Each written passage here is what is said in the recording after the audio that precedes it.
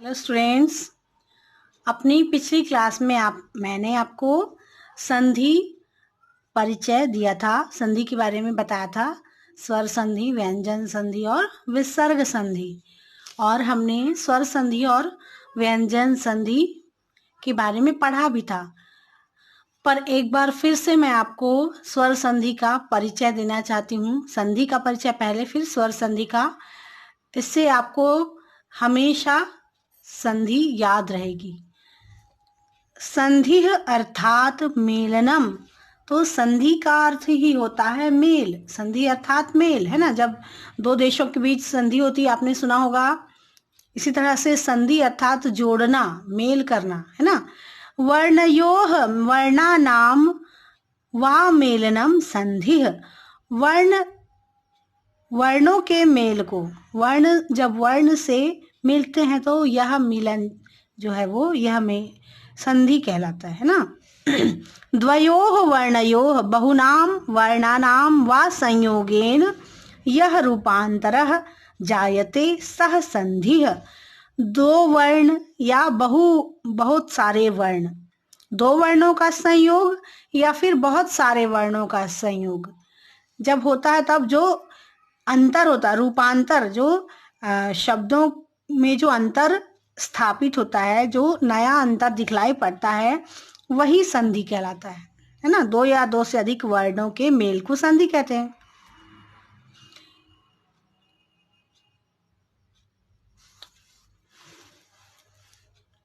तो स्वर संधि के कुछ और भी उदाहरण हम देख सकते हैं। विद्या धन आलयः, तो आ प्लस आ, तो यह आ ही रहेगा, विद्यालय, विद्यालयः। फिर साधु धन उक्ति, तो देखिए साधु में छोटा ऊ की मात्रा लगी है, प्लस ऊ प्लस ऊ, ये बड़ा ऊ की मात्रा हो जाएगी। साधु प्लस उक्ति साधुक्ति, है ना। इसी तरह से गज प्लस इंद्र, अ और ई ए हो जाएगा गजेंद्र। गज प्लस इंद्र गजेंद्र, अ और ई ए हो जाएगा।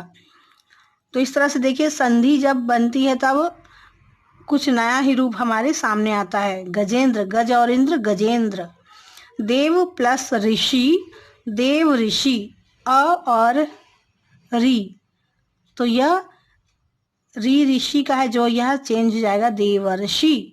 देव प्लस ऋषि देवर्षि। इसी तरह से एक प्लस एकम, एक प्लस एकम एक एकम, एक एकम। इसको हम अगर संधि विच्छेद करके पढ़ेंगे तो एक एकम, और एक प्लस एकम, क और ए भी, जैसे अ और ए हो जाएगा, ए की मात्रा बन जाएगा। एक प्लस एक एकम, एक एकम। जल प्लस ओधः ओघः, अ और ओ आओ, अ प्लस ओ बन जाएगा। जल प्लस ओघः जलौघः। इस तरह से यदि प्लस अपि, ई और अ द्य, यदि प्लस अपि ई और अ द्य हो जाएगा यद्यपि। यदि प्लस अपि यद्यपि। फिर है पितृ प्लस आज्ञा पित्राज्ञा, है ना। पितृ, तो ये री जो है वो त्र बन जाएगा। त्रि और मतलब री और आ त्रा हो जाएगा, पित्राज्ञा। मधु प्लस अरिह, उ प्लस अ मध्वरिह मध्वरिह। चे प्लस अनम चयनम, है ना।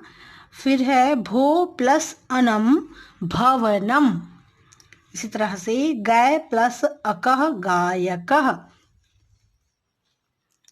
मुनि प्लस इंद्र मुनीन्द्र, छोटी ई की मात्रा और ई बड़ी ई की मात्रा बन जाएंगे, मुनीन्द्र। पितृ प्लस ऋणम पितृणम। महा प्लस उत्सवः महोत्सवः।